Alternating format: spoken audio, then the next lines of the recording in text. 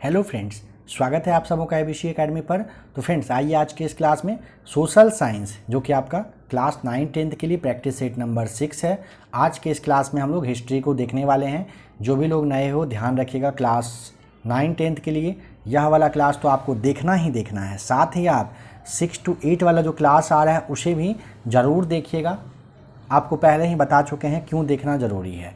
तो जो भी लोग नए हो, आपको और भी क्लास देखना हो, प्लेलिस्ट आकर के चेक करिएगा। TRE 4.0 के लिए प्रॉपर वे में यहाँ पे क्लास आ रहा है, आगे भी क्लास आता रहेगा। कुछ कहना होगा कमेंट करके बताइएगा।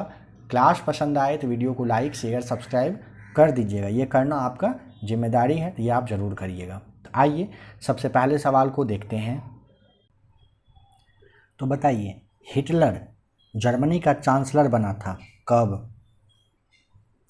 ऑप्शन नंबर दूसरा सही जवाब हो जाएगा 1933 में। अब ध्यान दीजिएगा, हिटलर जर्मनी का चांसलर 1933 में बन गया था, लेकिन उसके अगले वर्ष यानी कि 1934 के बारे में जान लीजिए।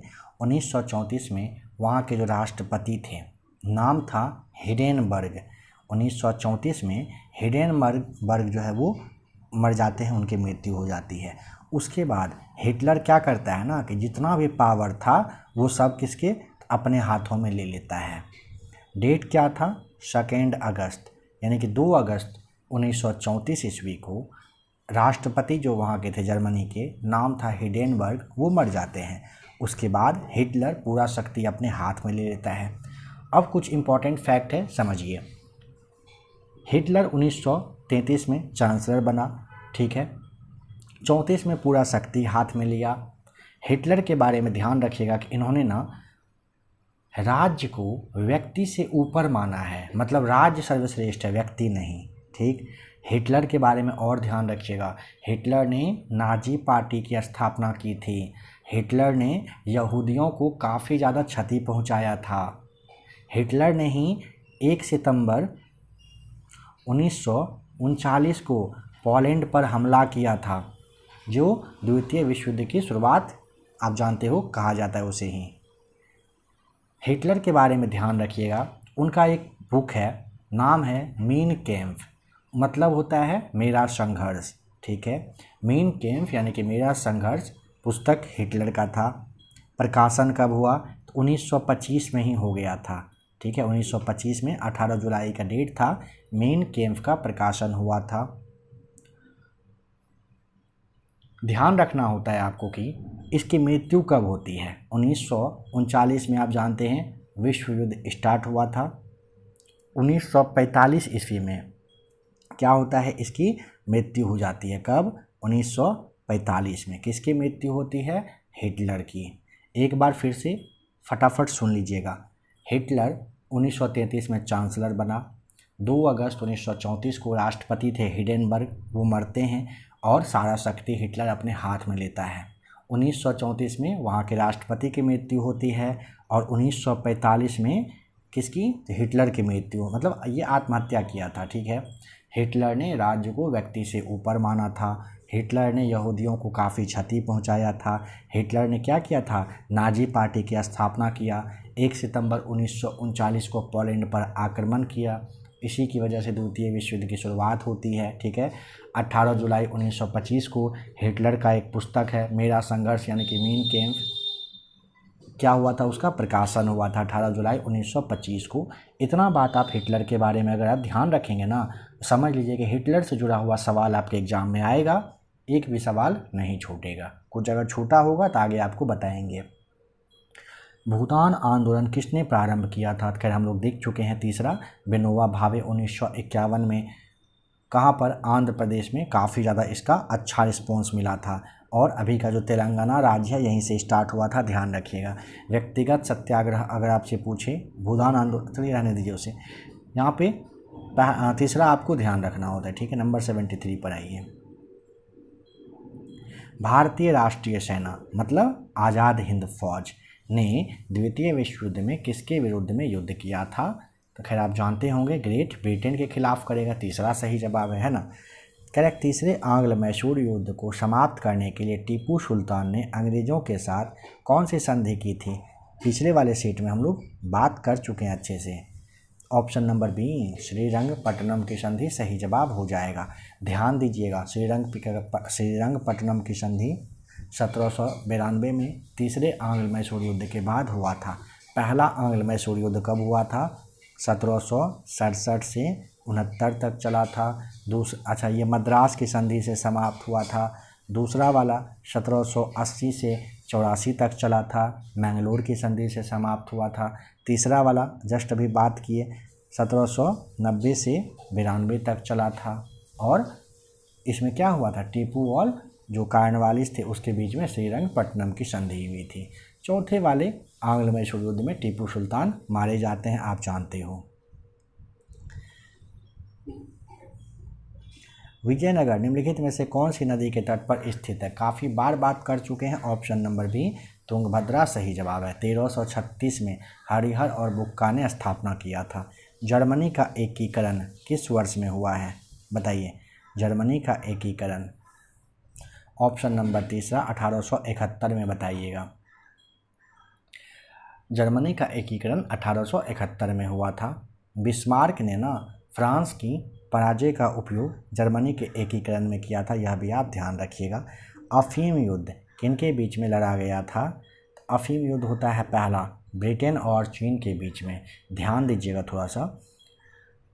अफीम युद्ध में चीन की तो भयानक वाला हार हुआ ही था। पहला अफीम युद्ध हुआ था 1839 से 42 के बीच में, ठीक है। और 42 में नानकिंग की संधि करके हुआ था। नानकिंग की संधि, वहीं से पहला वाला अफीम युद्ध समाप्त होता है। फिर दूसरा अफीम युद्ध 1856 से 60 के बीच में चला था, ठीक है। ये भी आप ध्यान रखिएगा। आते हैं नेक्स्ट क्वेश्चन नंबर 78 पर। कह रहा है छत्रपति शिवाजी को हराने के लिए औरंगजेब ने निम्न में से किसको भेजा था? छत्रपति शिवाजी महाराज को हराने के लिए औरंगजेब ने किसे भेजा था? ऑप्शन नंबर बी राजा जय सिंह सही जवाब है। छत्रपति शिवाजी को हराने के लिए औरंगजेब ने, ठीक है। कैसे याद रखेंगे? देखिए ना, औरंगजेब कैसे याद रखा जाए? चलिए, औरंगजेब राजा जय सिंह आप याद रख लीजिएगा, ठीक है। राजा जय सिंह और दिलेर खां के नेतृत्व में, याद रखिएगा, एक विशाल सेना मराठा राज्य के खिलाफ भेजा गया था, ठीक है। नंबर 79 चार्टिस्ट आंदोलन कहाँ पर हुआ था? देखिए, आप ये भी ध्यान रखिएगा, अभी जो आप सवाल देखें ना उसमें दो तरफा आक्रमण चल रहा था। उस वजह से ना 1665 में जून के महीने में क्या होता है ना कि शिवाजी को पुरंदर की संधि करने के लिए मजबूर होना पड़ा था, ठीक है। तो चार्टिस्ट आंदोलन पूछा कहाँ पर हुआ था? खैर आप ये अच्छे से जानते हो। ऑप्शन नंबर क्या टिक करें? ए बी सी, कौन सा? तो ऑप्शन नंबर आपका पहला सही जवाब हो जाएगा। कहाँ पर? ब्रिटेन में हुआ था। सवाल बनता है दोस्तों कब हुआ था? 1838 में, याद रखिएगा। कौन सा? चार्टिस्ट आंदोलन हुआ था। चार्टिस्ट आंदोलन 1838 में ब्रिटेन में हुआ था। यह जो आंदोलन है ना किसके द्वारा किया गया था? तो मजदूर का यह आंदोलन था, चार्टिस्ट वाला। ध्यान रखिए, अभी पॉलिटी वाले क्लास में हम लोग बात बहुत बार कर चुके हैं। वयस्क मताधिकार महिलाओं को ब्रिटेन में कब मिला? 1928 में मिला था। उसके 10 वर्षों बाद ये चार्टिस्ट आंदोलन हुआ था, ठीक है। और भारत शासन एक्ट 1919 के द्वारा भारत में महिलाओं को मत देने का सबसे पहला अधिकार मिला था। कह रहे क्या 1940 से 45 के दौरान कांग्रेस के अध्यक्ष कौन थे? तो आप जानते हो मौलाना अबुल कलाम आज़ाद सही जवाब हो जाएगा। मौलाना आज़ाद साहब को ना 1940 में सवाल बन सकता है कहाँ का सम्मेलन हो रहा था जहाँ पर कि पहली बार अध्यक्ष बनाया गया 1940 में। आपको रामगढ़ याद रखना होता। रामगढ़ सम्मेलन कांग्रेस का हो रहा था, वहीं पर मौलाना आज़ाद साहब को क्या बनाया गया? अध्यक्ष। स्वतंत्रता के समय भारत के कांग्रेस के अध्यक्ष पूछे, JB कृपलानी बताइएगा। और आप ध्यान रखिएगा 1940 से 45 तक जो दूसरा वाला विश्व युद्ध हो रहा था ना, उस वजह से क्या हुआ कि यहाँ पे कांग्रेस का अधिवेशन हुआ नहीं, जिस वजह से कि मौलाना आज़ाद साहब बहुत दिन तक बने रहे थे। 81 में आपको मिलाना है, सूची को मिलाइए। फासिस्टवाद किससे संबंधित है?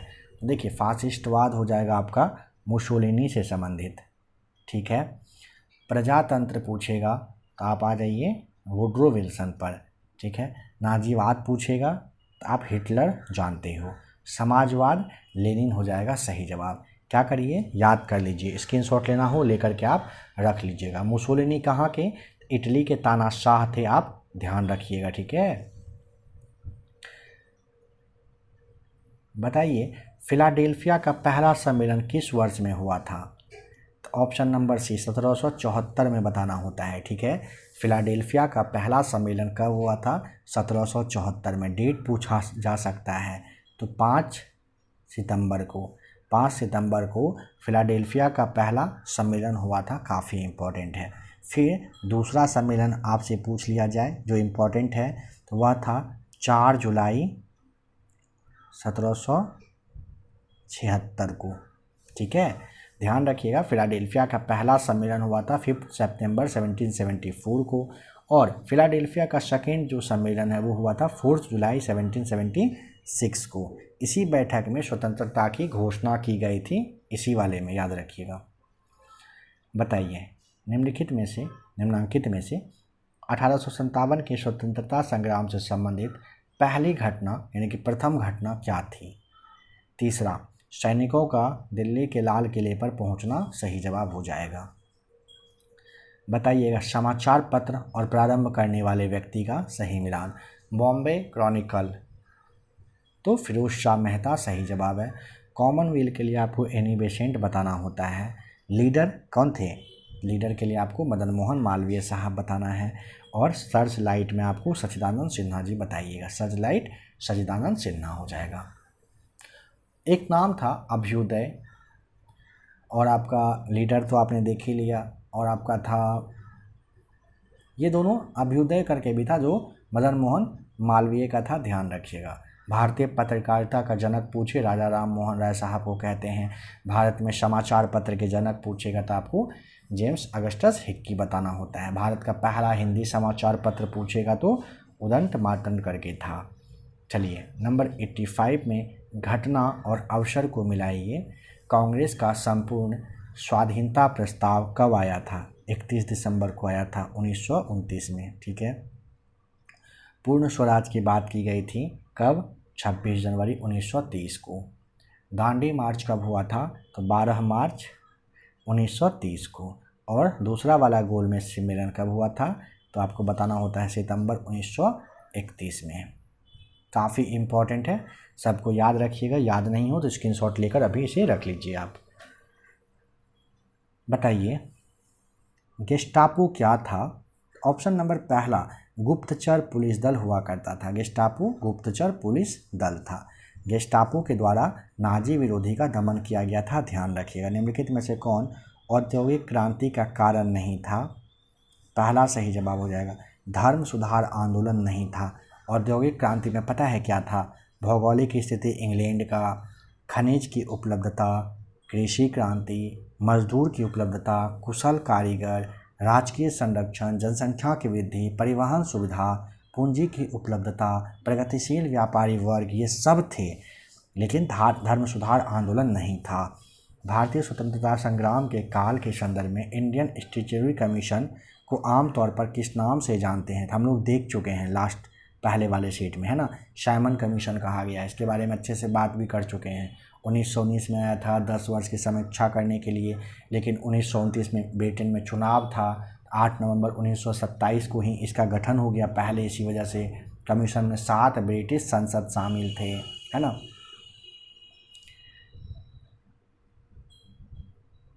चलिए मिलाइए स्मारक और निर्माता। देखिए बादशाही मस्जिद लाहौर में है, औरंगजेब के द्वारा बनवाया गया, निर्माता, ठीक है। एतमाद-दौला का मकबरा अच्छे से आप जानते हैं, नूरजहाँ। बुलंद दरवाज़ा किसने? तो बुलंद अकबर ने। मोती मस्जिद आगरा शाहजहाँ ने। 9 का ऑप्शन नंबर 89 का ऑप्शन नंबर हो जाएगा क्या? बी वाला सही जवाब है, याद रखेंगे। कह रहे हैं कि रूस के किस शासक को मुक्तिदाता जार कहा जाता है? तो ऑप्शन नंबर आपको सी टिक करना होगा। जार अलेक्जेंडर द्वितीय को कहा जाता है। रूस के किस शासक को मुक्तिदाता जार कहा जाता है? तो जार अलेक्जेंडर द्वितीय को। हड़प्पा सभ्यता का वह पूरा स्थल जहां दुर्ग तथा नगर दोनों अलग अलग प्राचीरों से घिरा हुआ था, तो वह था Kalibanga. Option number C, Kalibanga Harappa सभ्यता का वह पूरा स्थल है जहां पर दुर्ग और नगर दोनों अलग अलग प्राचीर से घिरा हुआ था, याद रखिएगा। आते हैं नेक्स्ट क्वेश्चन पर। कह रहे हैं गवर्नर जनरल की एग्जीक्यूटिव काउंसिल की पूर्ण सदस्यता विधि सदस्य को प्रदान की गई थी। ऑप्शन नंबर तीसरा हो जाएगा 1853 के चार्टर्ड एक्ट के द्वारा। 1853 के चार्टर्ड एक्ट के द्वारा विधि सदस्य को गवर्नर जनरल की कार्यकारी परिषद का पूर्ण सदस्य बना दिया गया था, आप जानते हैं। लॉर्ड मैकाले नाम याद है, लॉर्ड मैकाले की अध्यक्षता में, याद रखेंगे, पहला विधि आयोग 1834 में बना था। 1853 का चार्टर्ड एक्ट के द्वारा भारत में खुली हुई प्रतियोगिता परीक्षा की शुरुआत हुई थी। भारत में आईपीसी के जनक पूछा जाए, लॉर्ड मैकाले को कहा जाता है। चलिए, साहित्यिक कृति और व्यक्ति को आप मिलाइए। देखिए, दीन मित्र के लिए आप मुकुंदराव पाटिल बताइएगा, मार्तंड वर्मा के लिए आप सीवी रमन पिल्लई बताएंगे, न्यू इंडिया विपिन चंद्र पाल, निबंधमाला विष्णु कृष्ण चिपलुंकर सही जवाब हो जाएगा। इसे आप याद कर लीजिएगा, काफ़ी इम्पोर्टेंट है सब, ठीक है। ऑप्शन नंबर इसका ना बी सही जवाब है। बताइए, यूरोप का प्रसिद्ध, कह रहा है कि क्रीमिया का युद्ध हुआ था, किस वर्ष में हुआ था? तो ऑप्शन नंबर सी 1853 सही जवाब है। यूरोप का फेमस क्रीमिया युद्ध हुआ था कब? 1853 में, ठीक है। क्रीमिया युद्ध ना अक्टूबर 1853 में स्टार्ट हुआ और मार्च 1856 तक ये चला था। 1853 से 1856 तक, अक्टूबर से मार्च तक यूरोप का फेमस क्रीमिया युद्ध हुआ था। किस अभिलेख में अशोक ने स्वयं को मगध का सम्राट बताया है? भाब्रू, ऑप्शन नंबर दूसरा, भाब्रू लघु शिलालेख में अशोक ने स्वयं को मगध का सम्राट बताया है। भाब्रू लघु शिलालेख है कहाँ पर, था कहाँ पर? राजस्थान के जयपुर से ये मिला था, ध्यान रखना होता है आपको। भाब्रू शिलालेख से ही ना अशोक के बारे में पता चला था कि बौद्ध धर्म के उपासक थे वे, वहीं से पता चलता है। बताइए, 1935 का भारत सरकार का अधिनियम किस निर्णय से संबंधित है? 1935 है ना, 1935 का भारत सरकार का अधिनियम कहाँ से? तो ऑप्शन नंबर आप ना बी को टिक कर देंगे यहाँ पर, प्रांतीय स्वायत्तता से संबंधित है। किस चीज़ से? प्रांतीय स्वायत्तता से संबंधित है ये 1935 का भारत सरकार अधिनियम। 1935 के भारत सरकार अधिनियम के द्वारा प्रांत से द्वैत शासन को समाप्त करके केंद्र में द्वैत शासन शुरू किया गया था, ध्यान रखिएगा। मुंगेर का जो बरहिया ताल विरोध है, इसका उद्देश्य क्या था? ऑप्शन नंबर पहला, बकास्त भूमि की वापसी की मांग रहा था। मुंगेर का बरहिया ताल विरोध का उद्देश्य क्या था? तो बकास्त भूमि की वापसी की मांग थी।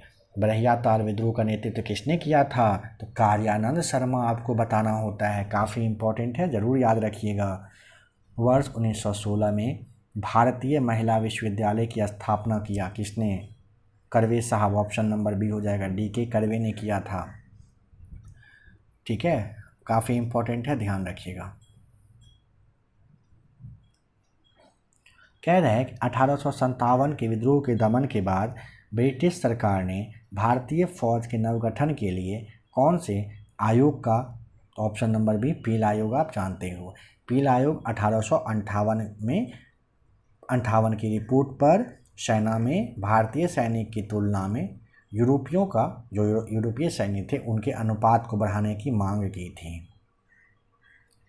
पंजाब में कूका आंदोलन का प्रारंभिक उद्देश्य क्या था?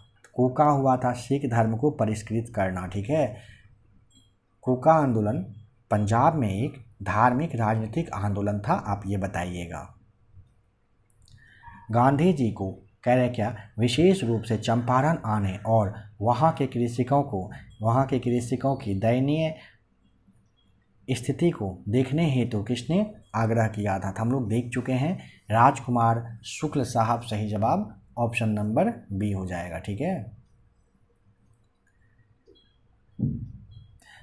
याद होगा लास्ट जो सेट था, जब सवाल ये वाला आया था तो आपको बताए थे तिनकठिया पद्धति जो शुरुआत है ना चंपारण के किसान के साथ 1867 में किया गया था। चलिए अब बताइए, 1882 ईस्वी में बिस्मार्क के नेतृत्व में कौन से 3 देशों के एक त्रिगुट का निर्माण हुआ था? जर्मनी, ऑस्ट्रिया और इटली सही जवाब है। ध्यान रखिएगा, एक 1882 में हुआ था, एक 1907 में हुआ था, उसके बारे में हम लोग बात करेंगे। देखिए 1882 के समय में बिस्मार्क के नेतृत्व में जर्मनी, ऑस्ट्रिया और इटली के बीच में एक त्रिगुट बना था। बिस्मार्क ने गुप्त संधि नीति को अपनाया था, ध्यान रखिएगा। नेशनल कॉलेज और बिहार विद्यापीठ का शिलान्यास किसने किया था? खैर आप ये जानते होंगे, महात्मा गांधी तीसरा सही जवाब हो जाएगा। ठीक है, गांधी जी ने ना 6 फरवरी 1921 को नेशनल कॉलेज और बिहार विद्यापीठ का पटना में शिलान्यास किया था। कब? 6 फरवरी 1921 को। और सहयोग आंदोलन की शुरुआत हुआ था 1 अगस्त 1920 को, आप जानते हैं। नंबर 104, निम्न में से किसके बीच में कह रहा है कि लुसाने की संधि हुई है? तो राइट आंसर हो जाएगा ऑप्शन नंबर बी, तुर्की और यूनान के बीच में हुआ था। अगर आपसे पूछे किसके बीच में लुसाने की संधि हुई थी, तुर्की और यूनान के बीच में हुआ था लुसाने की संधि। डेट पूछा जा सकता है कब हुआ था, तो 24 जुलाई 1923 को हुआ था। कौन सी? लुसाने की संधि हुई थी। ऑप्शन नंबर बी सही जवाब है। निम्न में से किसने बिस्मार्क को बाजीगर कहा था? विलियम प्रथम ने। ऑप्शन नंबर बी हो जाएगा सही जवाब। विलियम प्रथम ने बिस्मार्क को क्या कहा था? बाजीगर कहा था। बिस्मार्क जर्मनी के एकीकरण में शामिल थे, इन्होंने ही किया था। बिस्मार्क प्रशा के शासक विलियम प्रथम का प्रधानमंत्री था। बिस्मार्क ना प्रशा के शासक विलियम प्रथम थे ना, इन्हीं के क्या थे? प्रधानमंत्री थे। कौन? बिस्मार्क। 18 जनवरी 1871 को क्या हुआ था? जर्मनी का एकीकरण। निम्न में से किस संधि को आरोपित संधि के नाम से जाना जाता है? तो ऑप्शन नंबर बी, वर्साय की संधि। वर्साय की संधि को आरोपित संधि कहते हैं। वर्साय की संधि कब हुआ था? तो 28 जून 1919 को हुआ था जर्मनी के साथ। पहला विश्व युद्ध हुआ था शुरुआत कब? 28 जुलाई 1914 को। 28 जुलाई 1914 को 28 जुलाई 1914 को पहला विश्व युद्ध होता है और 28 जून 1919 को वर्साय की संधि होता है। दोनों बात ध्यान रखिएगा। बताइए, निम्नलिखित में से किसे मानववाद का संस्थापक कहा जाता है? तो ऑप्शन नंबर बी, पेट्रार्क को कहा जाता है। पेट्रार्क को मानववाद का संस्थापक मानते हैं। ये भाई साहब कहाँ के थे? तो आपको इटली बताना होता है। कहाँ के थे? इटली के थे।